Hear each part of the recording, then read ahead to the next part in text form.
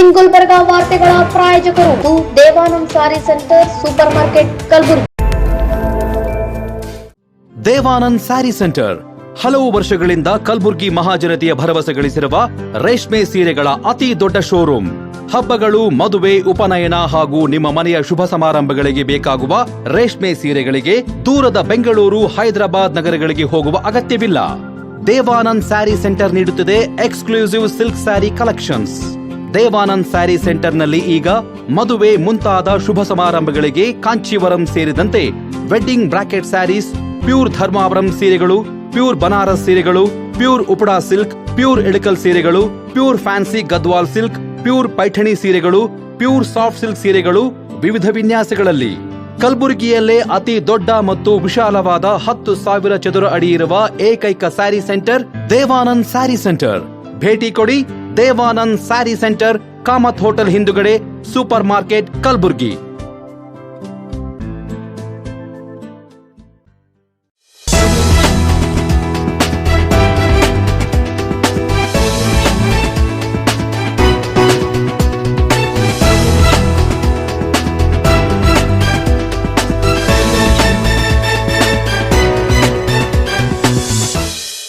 ನಮಸ್ಕಾರ ವೀಕ್ಷಕರೇ, ಇನ್ ಗುಲ್ಬರ್ಗಾ ನ್ಯೂಸ್ಗೆ ಸ್ವಾಗತ.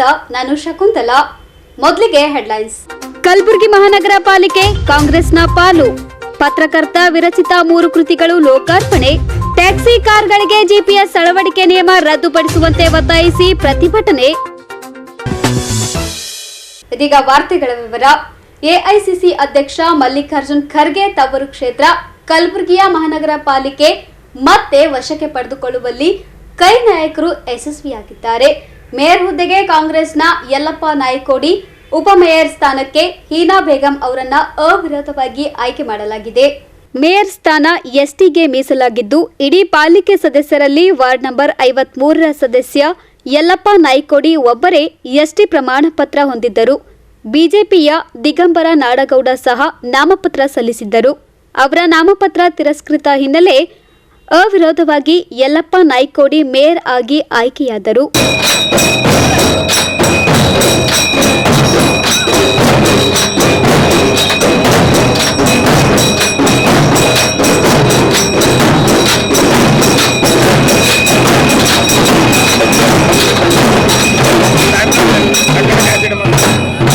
ಉಪಮೇಯರ್ ಸ್ಥಾನಕ್ಕೆ ಬಿಜೆಪಿ ಜೆಡಿಎಸ್ ಮೈತ್ರಿ ಅಭ್ಯರ್ಥಿಯಾಗಿ ಜೆಡಿಎಸ್ನ ಅಲೀಂ ಪಟೇಲ್ ಹಾಗೂ ಕಾಂಗ್ರೆಸ್ನ ಹೀನಾ ಬೇಗಂ ನಾಮಪತ್ರ ಸಲ್ಲಿಸಿದ್ದರು.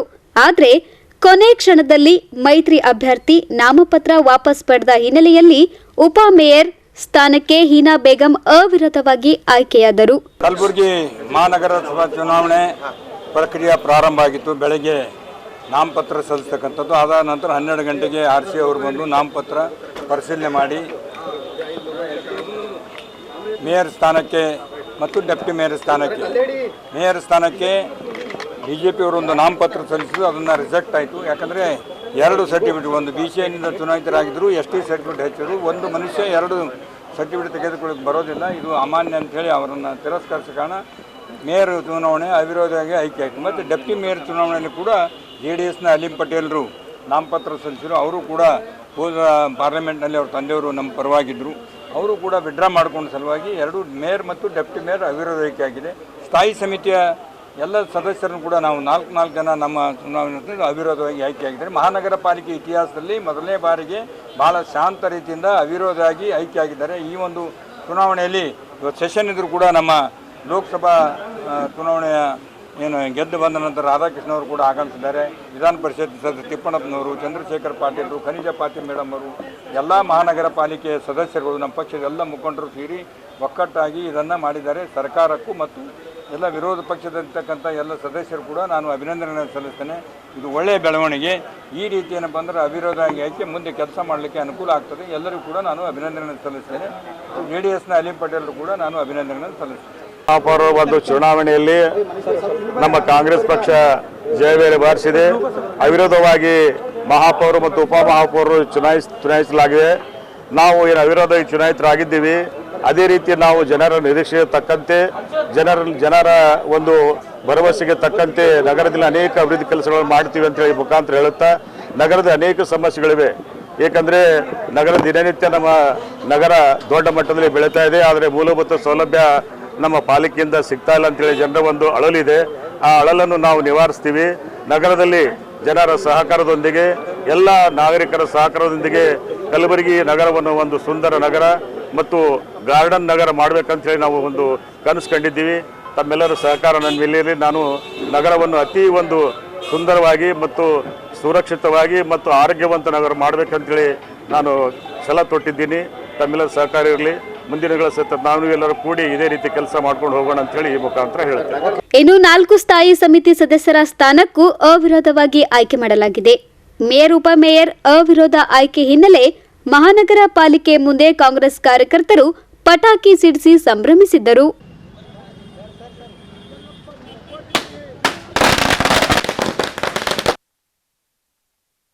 ಕಾಂಗ್ರೆಸ್ ಪಕ್ಷಕ್ಕೆ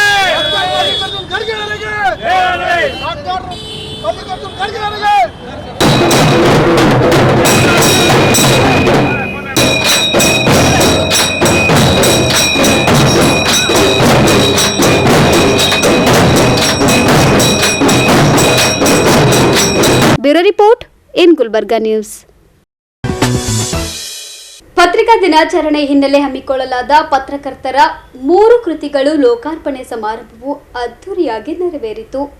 ಕರ್ನಾಟಕ ಕಾರ್ಯನಿರತ ಪತ್ರಕರ್ತರ ಜಿಲ್ಲಾ ಸಮಿತಿ ವತಿಯಿಂದ ಹಮ್ಮಿಕೊಳ್ಳಲಾಗಿದ್ದ ಜಿಲ್ಲಾ ಮಟ್ಟದ ಪತ್ರಿಕಾ ದಿನಾಚರಣೆ ನಿಮಿತ್ತ ಪತ್ರಿಕಾ ಭವನದಲ್ಲಿ ಹಮ್ಮಿಕೊಂಡಿದ್ದ ಸಮಾರಂಭದಲ್ಲಿ ಪತ್ರಕರ್ತ ಮನೋಜ್ ಕುಮಾರ್ ಗುದ್ದಿ ಅನುವಾದಿತ ಗಾಂಧೀಜಿಯ ಹಂತಕ, ಹಿರಿಯ ಪತ್ರಕರ್ತ ಸಂಗಮ್ನಾಥ್ ರೇವತ್ಗಾಂವ್ ವಿರಚಿತ ಕೊರೋನಾ ಕನವರಿಸುವ ವಚನಗಳು ಹಾಗೂ ಮಹಿಪಾಲ್ ರೆಡ್ಡಿ ಮೂನೂರ್ ಬರೆದಿರುವ ಬೆಳಕು ತಾಕಿದ ಬೆಳಕು ಕೃತಿಗಳನ್ನು ಮುಖ್ಯಮಂತ್ರಿಗಳ ಮಾಧ್ಯಮ ಸಲಹೆಗಾರ ಕೆ ಪ್ರಭಾಕರ್ ಅವರು ಲೋಕಾರ್ಪಣೆಗೊಳಿಸಿ ಮಾತನಾಡಿದರು.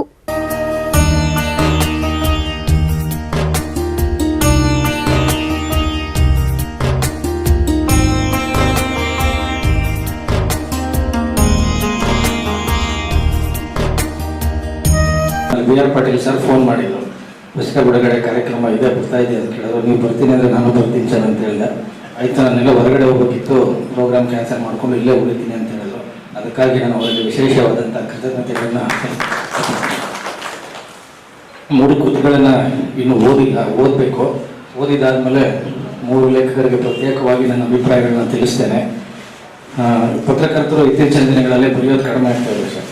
ಈಗೇನಾಗಿದೆ, ಓದುವ ಸಂಸ್ಕೃತಿನೇ ನಮ್ಮ ಸಮಾಜದಲ್ಲಿ ಕಡಿಮೆ ಆಗ್ತದೆ. ಯಾಕೆ ಅಂತಂದರೆ ಈ ಮೊಬೈಲ್ ಕೈಗೆ ಬಂದ ಮೇಲೆ ಪುಸ್ತಕ ನಾವು ಕೆಳಗಡೆ ಇಟ್ಟಿದ್ದೀವಿ. ಮುಂಚೆ ಎಲ್ಲ ಪುಸ್ತಕ ಅಂತಂದರೆ, ಪುಸ್ತಕ ಪ್ರಿಯರು ಅಂತಂದರೆ ಎಲ್ಲ ಕಡೆ ನಮಗೆ ಕಾಣಿಸ್ತಾ ಇತ್ತು. ಪಾರ್ಕ್ಗಳಲ್ಲಾಗಿರ್ಬೋದು, ಬೇರೆ ಕಡೆ ಎಲ್ಲ ಕಡೆ ಯಾರ ಕೈಲಾದ್ರೂ ಒಂದು ಪುಸ್ತಕ ಇರ್ತಾ ಇತ್ತು, ಒಂದು ಪತ್ರಿಕೆ ಇರ್ತಾ ಇತ್ತು. ಆದರೆ ಈಗ ಎಲ್ಲರ ಕೈ ಮೊಬೈಲ್ ಬಂದಮೇಲೆ ನಾವು ಪುಸ್ತಕನೂ ಬಿಟ್ಟಿದ್ದೀವಿ, ಪೇಪರ್ ಕೂಡ ಬಿಟ್ಟಿದ್ದೀವಿ. ಪುಸ್ತಕ ಅಂತಂದರೆ ಅದೊಂದು ವಿಶ್ವವಿದ್ಯಾಲಯ ಇದ್ದಂತೆ. ಮಕ್ಕಳಲ್ಲೂ ಕೂಡ ಈಗ ಪುಸ್ತಕ ಓದುವ ಅಭ್ಯಾಸ ಕಡಿಮೆ ಆಗ್ತಾ ಇದೆ. ಈಗ ಸಾಹಿತಿಗಳು, ಲೇಖಕರು ಕಷ್ಟಪಟ್ಟು ಪುಸ್ತಕ ಬರೀತಾರೆ. ಅದನ್ನು ಓದಿದರೆ ಅವ್ರಿಗೂ ಕೂಡ ಒಂದು ಹೆಮ್ಮೆ, ಅವರು ಬರೆದಿದ್ದಕ್ಕೂ ಕೂಡ ಅದು ಸಾರ್ಥಕ ಮನೋಭಾವ ಸಿಗುತ್ತೆ. ಪುಸ್ತಕದಲ್ಲಿ ಏನಿದೆ ಅಂತ ನಾವು ಓದಿ ಜ್ಞಾನಶಕ್ತಿಯನ್ನು ಬೆಳೆಸ್ಕೊಂಡು ನಾವು ಸಮಾಜದಲ್ಲಿ ಯಾವ ರೀತಿ ಇರಬೇಕು ಅನ್ನೋದನ್ನು ಕೂಡ ನಮ್ಮಲ್ಲಿ ನಾವೇ ತೀರ್ಮಾನ ಮಾಡಿಕೊಳ್ತೀವಿ. ಈ ಮೊಬೈಲ್ಗಳು ಬಂದ ಮೇಲೆ ಮೊಬೈಲ್ ದಾಸರಾಗಿದ್ದೀವಿ ನಾವೆಲ್ಲ. ಸಣ್ಣ ಪುಟ್ಟ ಮಕ್ಕಳಿಂದ ಹಿಡಿದು ಹಿರಿಯರು, ಕಿರಿಯರು ಎಲ್ಲರೂ ಕೂಡ ಅಷ್ಟೇ. ಮೊಬೈಲ್ ಇಲ್ಲದೆ ಜೀವನವೇ ಇಲ್ಲ ಅನ್ನೋ ಪರಿಸ್ಥಿತಿಗೆ ಬಂದಿದೆ. ಅದಕ್ಕೋಸ್ಕರ ಮೊಬೈಲಲ್ಲಿ ಕೂಡ ಈಗ ಪುಸ್ತಕಗಳು ಪ್ರಕಟಣೆ ಆಗ್ತಾ ಇದ್ದಾವೆ, ಅಲ್ಲೂ ಕೂಡ ಓದ್ಬೋದು. ಆದರೆ ಏನಾಗಿದೆ, ತಂತ್ರಜ್ಞಾನದ ಕೀಳಿನಲ್ಲಿ ನಾವು ಓದುವ ಹವ್ಯಾಸವನ್ನು ಕ್ರಮೇಣ ಕಳ್ಕೊಳ್ತಾ ಇದ್ದೀವಿ. ಈ ರೀತಿ ಆಗಬಾರ್ದು. ಯಾಕೆ ಅಂತಂದರೆ ಒಂದು ಪುಸ್ತಕ ಅಂದರೆ ಅದು ಜ್ಞಾನ ಭಂಡಾರ ಇದ್ದಂಗೆ, ಅದು ಒಂದು ವಿಶ್ವವಿದ್ಯಾಲಯ ಇದೆ. ಹಲವಾರು ಸಂಗತಿಗಳನ್ನು ನಾವು ಅದರಿಂದ ತಿಳ್ಕೊಳ್ಳೋದಕ್ಕೆ, ಕಲಿಯೋದಕ್ಕೆ ಅವಕಾಶ ಆಗುತ್ತೆ. ಈ ಎಲ್ಲರ ಮಧ್ಯೆ ಕೂಡ ನಮ್ಮ 3 ಜನ 3 ಕೃತಿಗಳನ್ನು ಇವತ್ತು ಹೊರತಂದಿದ್ದಾರೆ. ಅದನ್ನು ಬಿಡುಗಡೆ ಮಾಡುವಂಥ ಸೌಭಾಗ್ಯವನ್ನು ನನಗೆ ಒಸಗಿಸಿಕೊಟ್ಟಿದ್ದಾರೆ. ಸಮಾರಂಭದಲ್ಲಿ ಭಾಗಿಯಾದ ಶಾಸಕ BR ಪಾಟೀಲ್ ಅವರು, ಇತ್ತೀಚೆಗೆ ಪತ್ರಕರ್ತರ ಬರವಣಿಗೆ ಕಡಿಮೆಯಾಗಿದೆ. ಕೆಲಸದ ಒತ್ತಡದ ನಡುವೆಯೂ ಈ ರೀತಿಯ ಸಮಾಜಮುಖಿ ಕೃತಿಗಳನ್ನು ಹೊರತಂದಿರುವುದು ಸಂತೋಷದ ವಿಚಾರ ಎಂದರು. ಸತ್ಯಪೇಟೆ ಅವರು ಏನು ಹೇಳಿದ್ರಲ್ಲ, ಮಹಿಪಾಲ್ ರೆಡ್ಡಿ ಅವರು ಬಹಳ ದಿವಸಗಳಿಂದ ನಾವು ಪರಿಚಿತರು, ಪತ್ರಕರ್ತರಂತೆ.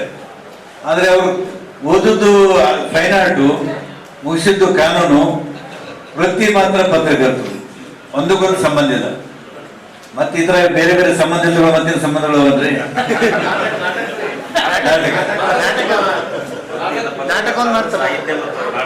ಹೌದು, ಬಹಳ ಬಹುಮುಖಿ ಪ್ರತಿಭೆಗಳು ಅಂತ ನಮ್ಮ ಮೇಪಲ್ ರೆಡ್ಡಿ ಅವರು ಅವ್ರ ಪುಸ್ತಕವನ್ನು ಬರೆದದ್ದು ನಮ್ಮ ಸತ್ಯಪೇಟೆಯವರು ಪರಿಚಯ ಮಾಡಿಸಿದಾಗ ನನಗೂ ಬಹಳ ಖುಷಿ ಆಯಿತು. ಏನು ವಚನ ಸಾಹಿತ್ಯದ ನುಡಿಗಳಾಗಿದೆ, ಇದು 3ನೇ ಸಾಲಿನ ಒಂದು ಜಪಾನಿ ಮೂಲದ ಕಾವ್ಯ ಹೈಕು. ಇದು ನಾವು ಮೊದಲನೇ ಸಲ ಕೇಳಿದೆ ಹೈಕು ಅಂತ. ಅದು ಬಹಳ ಒಳ್ಳೆ ಕೆಲಸ ಮಾಡಿದ್ದಾರೆ. ಅವ್ರಿಗೆ ನಾನು ಶುಭಾಭಿನಂದನೆ ಹೇಳ್ತೀನಿ, ಶುಭಾಶಯ ಕೋರ್ತೀನಿ.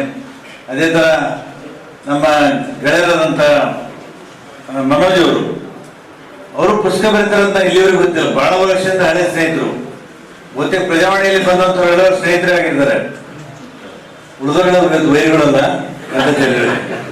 ಅದು ಯಾಕೋ ಪ್ರಜಾವಾಣಿ ನಂಟು ನಂದು ಜಾಸ್ತಿ ಇದೆ. ಒಬ್ಬ ನಮ್ಮಲ್ಲಿ ನಾರಾಯಣ ಬಂದರು, ಅವ್ರದ್ದು ನೆನಪು ಮಾಡಿದ್ರಲ್ಲ ನನಗೆ ನಾರಾಯಣ.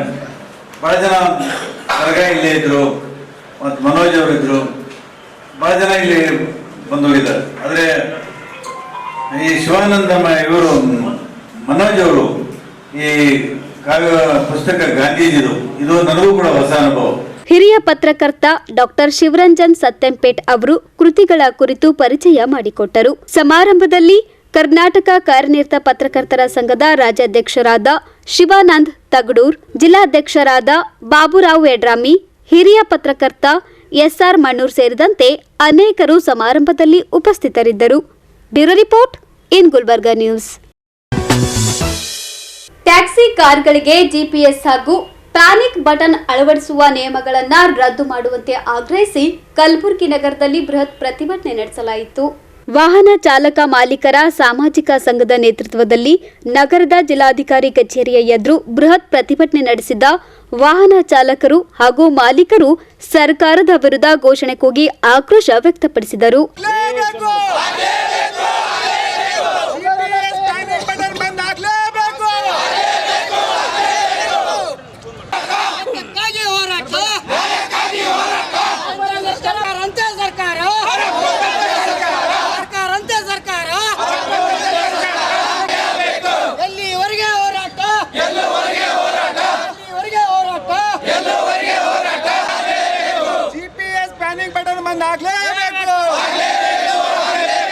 ಜಿಪಿಎಸ್ ಹಾಗೂ ಪ್ಯಾನಿಕ್ ಬಟನ್ ಅಳವಡಿಸುವಂತೆ ನಿಯಮಾವಳಿ ಜಾರಿ ಮಾಡಿರುವುದರಿಂದ ಸ್ವ ಉದ್ಯೋಗ ಮಾಡಿಕೊಂಡಿರುವ car, taxi ಡ್ರೈವರ್ಗಳಿಗೆ ನಷ್ಟವಾಗುತ್ತಿದೆ.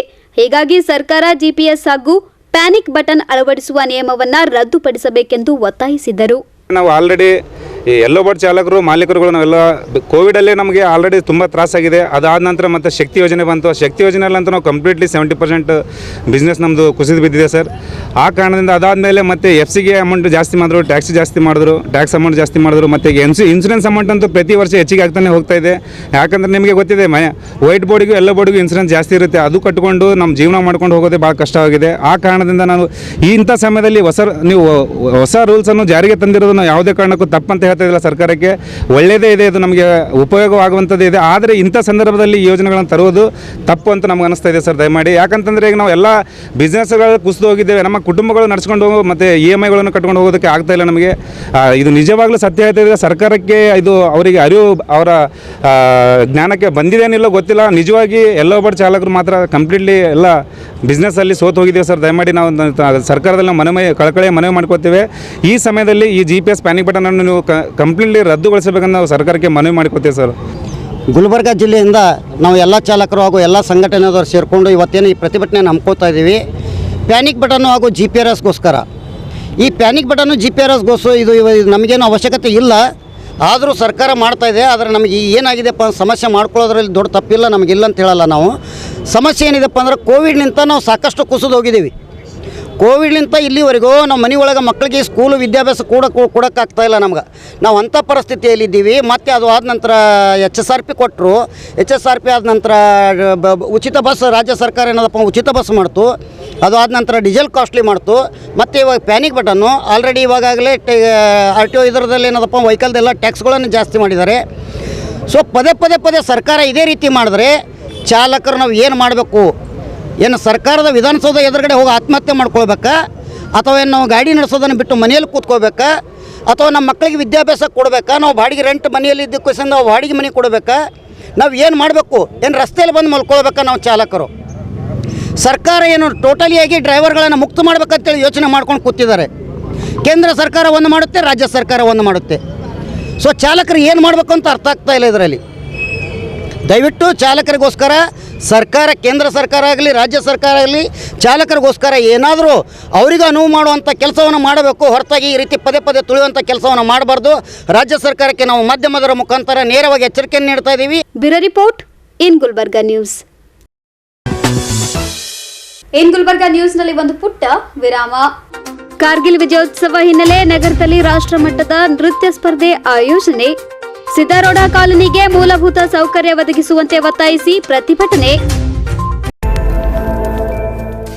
Devanand sari centre ಹಲವು ವರ್ಷಗಳಿಂದ ಕಲಬುರ್ಗಿ ಮಹಾಜನತೆಯ ಭರವಸೆ ಗಳಿಸಿರುವ ರೇಷ್ಮೆ ಸೀರೆಗಳ ಅತಿ ದೊಡ್ಡ ಶೋರೂಮ್.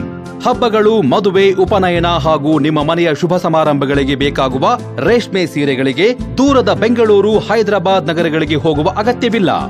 ದೇವಾನಂದ್ ಸ್ಯಾರಿ ಸೆಂಟರ್ ನೀಡುತ್ತಿದೆ exclusive silk sari collections. Devanand sari ಸೆಂಟರ್ನಲ್ಲಿ ಈಗ ಮದುವೆ ಮುಂತಾದ ಶುಭ ಸಮಾರಂಭಗಳಿಗೆ ಕಾಂಚೀವರಂ ಸೇರಿದಂತೆ wedding brocade saris, pure Dharmavaram ಸೀರೆಗಳು, ಪ್ಯೂರ್ ಬನಾರಸ್ ಸೀರೆಗಳು, pure Uppada silk, pure Ilkal ಸೀರೆಗಳು, pure fancy Gadwal silk, pure Paithani ಸೀರೆಗಳು, ಪ್ಯೂರ್ ಸಾಫ್ಟ್ ಸಿಲ್ಕ್ ಸೀರೆಗಳು ವಿವಿಧ ವಿನ್ಯಾಸಗಳಲ್ಲಿ. ಕಲಬುರಗಿಯಲ್ಲೇ ಅತಿ ದೊಡ್ಡ ಮತ್ತು ವಿಶಾಲವಾದ 10,000 ಚದುರ ಅಡಿ ಇರುವ ಏಕೈಕ ಸ್ಯಾರಿ ಸೆಂಟರ್ ದೇವಾನಂದ್ ಸ್ಯಾರಿ ಸೆಂಟರ್. ಭೇಟಿ ಕೊಡಿ. ದೇವಾನಂದ್ ಸ್ಯಾರಿ ಸೆಂಟರ್, ಕಾಮತ್ ಹೋಟೆಲ್ ಹಿಂದುಗಡೆ, ಸೂಪರ್ ಮಾರ್ಕೆಟ್, ಕಲಬುರ್ಗಿ.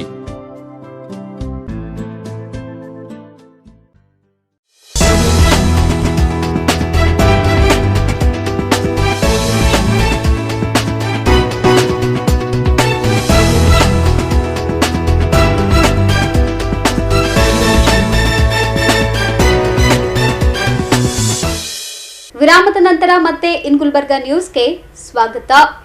ಕಾರ್ಗಿಲ್ ವಿಜಯ ದಿವಸದ ಅಂಗವಾಗಿ ನಗರದ ಎಸ್ಎಂ ಪಂಡಿತ್ ರಂಗಮಂದಿರದಲ್ಲಿ ಏರ್ಪಡಿಸಲಾಗಿದ್ದ ರಾಷ್ಟ್ರ ಮಟ್ಟದ ನೃತ್ಯ ಸ್ಪರ್ಧೆಯು ಅದ್ದೂರಿಯಾಗಿ ಜರುಗಿತು. ಸತ್ಯ ಶಿಕ್ಷಣ ಮತ್ತು ಸಾಂಸ್ಕೃತಿಕ ಕಲಾ ಸಂಸ್ಥೆ ಹಾಗೂ ಲೈಕಲ್ಸ್ ಡ್ಯಾನ್ಸ್ ಅಕಾಡೆಮಿ ವತಿಯಿಂದ ಆಯೋಜಿಸಲಾಗಿದ್ದ ನೃತ್ಯ ಸ್ಪರ್ಧೆಯನ್ನು ಕಲಬುರಗಿ ದಕ್ಷಿಣ ವಿಧಾನಸಭಾ ಕ್ಷೇತ್ರದ ಶಾಸಕ ಅಲ್ಲಂಪ್ರಭು ಪಾಟೀಲ್ ಅವರು ಜ್ಯೋತಿ ಬೆಳಗಿಸುವ ಮೂಲಕ ಉದ್ಘಾಟಿಸಿ ಮಾತನಾಡಿದರು.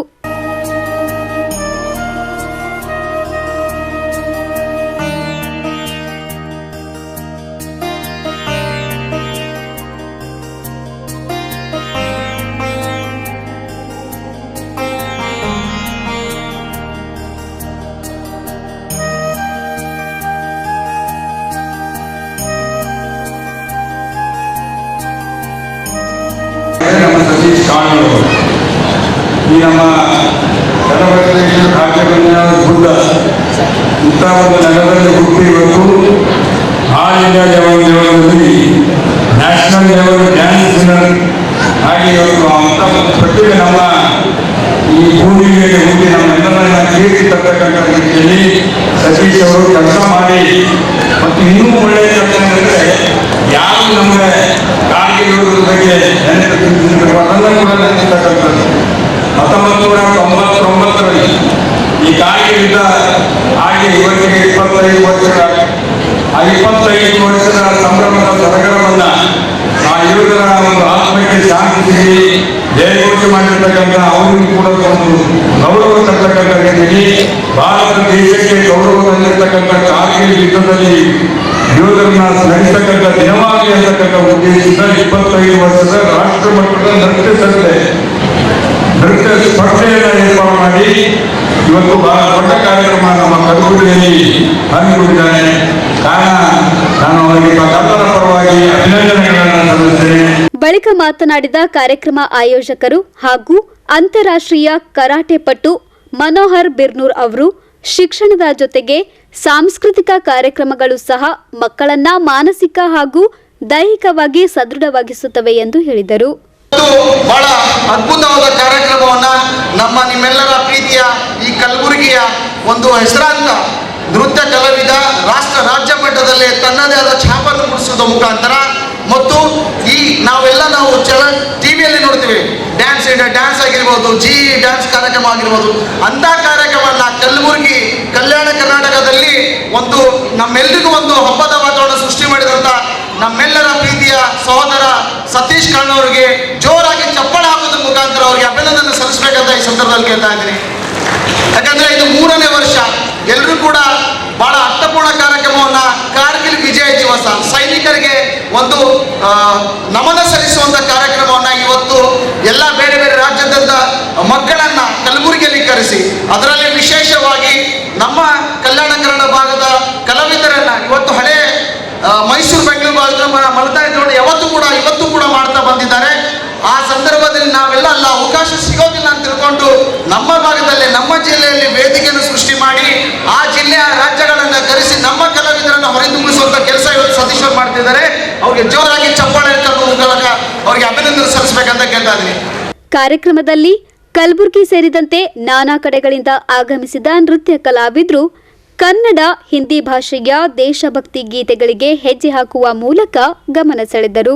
ಸಮಾರಂಭದಲ್ಲಿ ವಿಧಾನ ಪರಿಷತ್ ಸದಸ್ಯ ಶಶಿಲ್ ನಮೋಶಿ, ಕವರಜಿತ್ ಸಿಂಗ್ ಚಾಬ್ರಾ, ಮಾಜಿ ಸೈನಿಕ ಮಹದೇವ್ ಚೌಹಾಣ್, ಡಾಕ್ಟರ್ ಶರಣಬಸಪ್ಪ ಕಾಮರೆಡ್ಡಿ, ಡಾಕ್ಟರ್ ವಾಸುದೇವ್ ಸೇಡಂ, ರಾಜು ವಾಡೇಕರ್, ಲಕ್ಷ್ಮೀಪುತ್ರ ಬಂಟಪ್ಪ ಧನ್ನಿ, ಅಮಿತ್ ಕೊಳ್ಳದ್, ಆಯೋಜಕರಾದ ಡ್ಯಾನ್ಸ್ ಮಾಸ್ಟರ್ ಸತೀಶ್ ಕಾಳ್ನೂರ್, ಗೋಪಾಲ್ ನಾಟೇಕಾರ್, ಮಾನ್ಸಿಂಗ್ ಚೌಹಾಣ್, ಮಲ್ಲಶೆಟ್ಟಿ ಕೋಳ್ಕೂರ್, ಶರಣ್ ರೆಡ್ಡಿ, ದಯಾನಂದ್ ಹಿರೇಮಠ ಸೇರಿದಂತೆ ಅನೇಕರು ಭಾಗವಹಿಸಿದ್ದರು. Bureau report in Gulbarga news. ನಗರದ ವಾರ್ಡ್ ನಂಬರ್ 2ರ ಸಿದ್ದಾರೂಢ ಕಾಲೋನಿಗೆ ಮೂಲಭೂತ ಸೌಕರ್ಯ ಒದಗಿಸುವಂತೆ ಹಾಗೂ ಆಸ್ತಿಗಳ ದಾಖಲೆ ಸರಿಪಡಿಸುವಂತೆ ಆಗ್ರಹಿಸಿ ನಗರದಲ್ಲಿ ಬೃಹತ್ ಪ್ರತಿಭಟನೆ ನಡೆಸಲಾಯಿತು. ಕನ್ನಡ ಭೂಮಿ ಜಾಗೃತಿ ಸೇನೆ ನೇತೃತ್ವದಲ್ಲಿ ನಗರದ ಡಿಸಿ ಕಚೇರಿಯ ಎದುರು ಬೃಹತ್ ಪ್ರತಿಭಟನೆ ನಡೆಸಿದ ಬಡಾವಣೆಯ ನಿವಾಸಿಗಳು ಘೋಷಣೆ ಕೂಗಿ ಆಕ್ರೋಶ ವ್ಯಕ್ತಪಡಿಸಿದರು.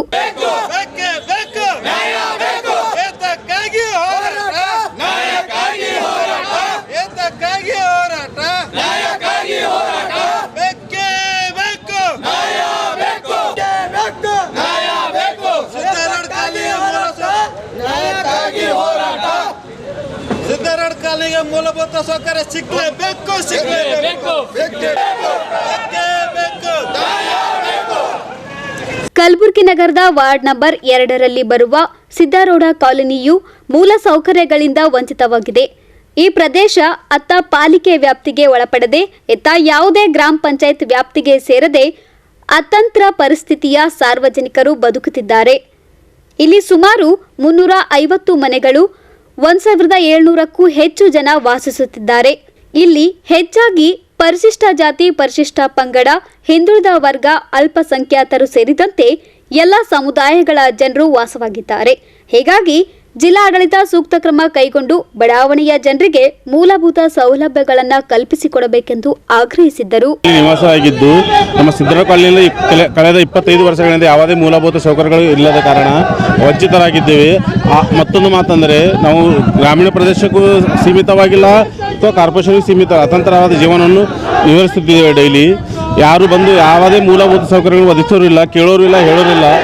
ಆ ರೀತಿ ಆದ ಕಾರಣ ನಾವು ಜಿಲ್ಲಾಧಿಕಾರಿಗೂ ವಿನಂತಿ ಮಾಡ್ಕೋದೇನೆಂದರೆ ನಮಗೆ ಯಾವುದೋ ಒಂದು ರೀತಿಯ ಸೌಲಭ್ಯವನ್ನು ಒದಗಿಸ್ಕೊಳ್ಬೇಕು ಮತ್ತು ಯಾವುದೇ ಒಂದು ಗ್ರಾಮ ಪಂಚಾಯತಿಗಾಗಲಿ ಅಥವಾ ಕಾರ್ಪೊರೇಷನ್ಗಾಗಲಿ ನಾವು ಸೇರ್ಪಡೆ ಮಾಡಬೇಕಂತೇಳಿ ನಾವು ಜಿಲ್ಲಾಧಿಕಾರಿಗೆ ಕೇಳಬೇಕಂತ. ನಮ್ಮಲ್ಲಿ ಎಲ್ಲ ಯಾವುದೇ ಮೂಲಭೂತ ಸೌಕರ್ಯಗಳಿಲ್ಲ. ನಾಲಿ ಇಲ್ಲ, ಚರಂಡಿ ವ್ಯವಸ್ಥೆ ಇಲ್ಲ, ರೋಡು ಇಲ್ಲ, ಬೀದಿ ಲೈಟುಗಳು ಭೀ ಇಲ್ಲ ಸರ್. ನೀರು ಇಲ್ಲ ಸರ್. ನೀರಿನಿಂದ ಭಾಳ ಸಮಸ್ಯೆ ಆಗಿದೆ ನಮ್ಮಲ್ಲಿ. ಇಲ್ಲ, ಕಾರ್ಪೊರೇಷನ್ ಸೇರ್ಪಡೆ ಆಗಿಲ್ಲ ರೀ, ಗ್ರಾಮ ಪಂಚಾಯತ್ ಸೇರ್ಪಡೆ ಇಲ್ಲ.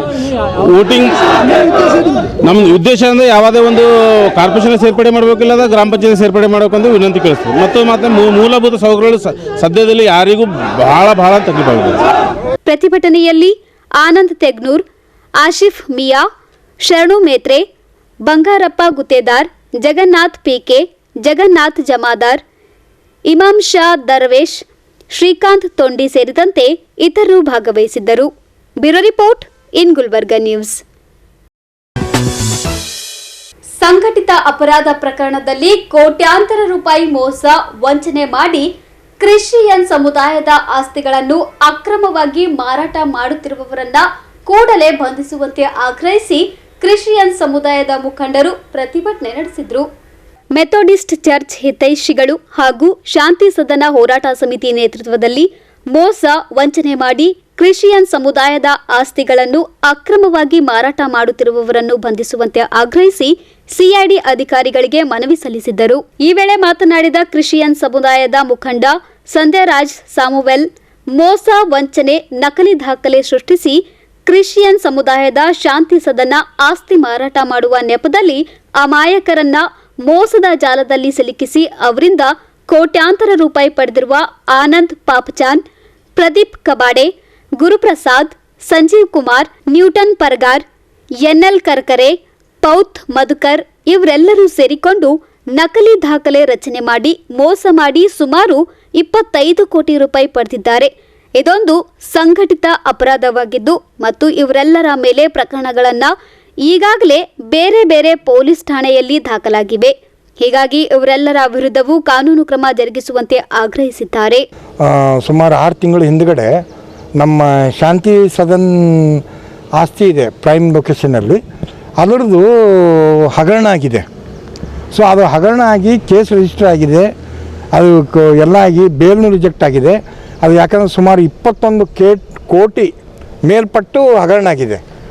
ಅದಕ್ಕೆ ನಾವು ಎಲ್ಲರೂ ಸೇರಿ 6 ತಿಂಗಳಾಯಿತು ಇದು ವಿಳಂಬ ಆಗ್ತಾಯಿದೆ. ಇದು ಯಾಕೆ ವಿಳಂಬ ಮಾಡ್ತಾಯಿದ್ದೀರಾ, ಅದಕ್ಕೆ ನಾವು ಪ್ರಶ್ನೆ ಹಾಕೋಕ್ಕೆ ನಾವು ಇಲ್ಲಿ ನಮ್ಮ COD ಆಫೀಸರ್ ಹತ್ರ ಬಂದಿದ್ದೀವಿ. ಅವ್ರ ಹತ್ರ ಭೇಟಿಯಾಗಿ ನಮ್ಮ ಮನವಿಯನ್ನು ತೊಗೊಂಡಿದ್ದಾರೆ. ನಾವು ಅವ್ರಿಗೆ ರಿಕ್ವೆಸ್ಟ್ ಮಾಡಿದ್ದೀವಿ, ಸರ್ ನೀವು ಡಿಲೇ ಮಾಡಬೇಡ್ರಿ, ಯಾಕಂದರೆ ನೀವು ಡಿಲೇ ಮಾಡಿದ್ರೆ ಅವರು ತಮ್ಮ ಚಟುವಟಿಕೆಗಳು ಯಾವುದೂ ಅದರ ಬಗ್ಗೆದಾಗ ಸೀರಿಯಸ್ ಇಲ್ಲ. ಅವರು ತಮ್ಮದೇ ಆದ ರೀತಿಯಲ್ಲಿ ತಾವು ತಮ್ಮ ಚಟುವಟಿಕೆಗಳು ನಡೆಸ್ತಾ ಇದ್ದಾರೆ. ಇದಕ್ಕೆ ನಮ್ಮ ಮುಂದಿನ ದಿನಗಳಲ್ಲಿ ಬರೋ ದಿನಗಳಲ್ಲಿ ನಮ್ಮ ಆಸ್ತಿಗಳು ಈಗ ಶಾಂತಿಸದನೆ ಆಗಿದೆ. ಇದೇ ಥರ ನಮ್ಮ ವಿಶ್ವವಿದ್ಯಾಲಯ ಶಾಲೆದು ಆಸ್ತಿ, ನಮ್ಮ ಬೀದರ್ದಾಲಿ, ನಮ್ಮ ಯಾದಗಿರಿದಾಲಿ, ಇವು ಎಲ್ಲದಕ್ಕೂ ಅವರು ಆದಷ್ಟು ಶೀಘ್ರದಲ್ಲೇ ಒಂದು ಜಾಯಿಂಟ್ ವೆಂಚರು ಅಥವಾ ಏನೋ ಒಂದು ನಿರ್ಣಯ ತೊಗೋಬೇಕಂಥೇಳಿ ಅವರು ತೀರ್ಮಾನಗಳು ನಡೀತಾ ಇದೆ. ಅದಕ್ಕೆ ನಾವು ಇವತ್ತು ಮುಖ್ಯವಾಗಿ COD ಅವರ ಹತ್ರ ನಮ್ಮ ಮೇನ್ ಇದಕ್ಕೆ ಏನು ಆರೋಪಿದಾರರು ಇದ್ದಾರೆ ಅವರೆಲ್ಲರನ್ನೂ ಬಂಧಿಸಿ ಅವರಿಗೆ ತನಿಖೆ ಮಾಡಿರಿ, ಬರೀ ತನಿಖೆ ಮಾಡಿ ಬಿಡೋಕ್ಕೆ ಹೋಗಬೇಡ್ರಿ. ದಯವಿಟ್ಟು ಅವರಿಗೆ ಬಂಧಿಸಿದಾಗ ನಮಗೆ ಒಂದು ನ್ಯಾಯ ಸಿಗುತ್ತೆ.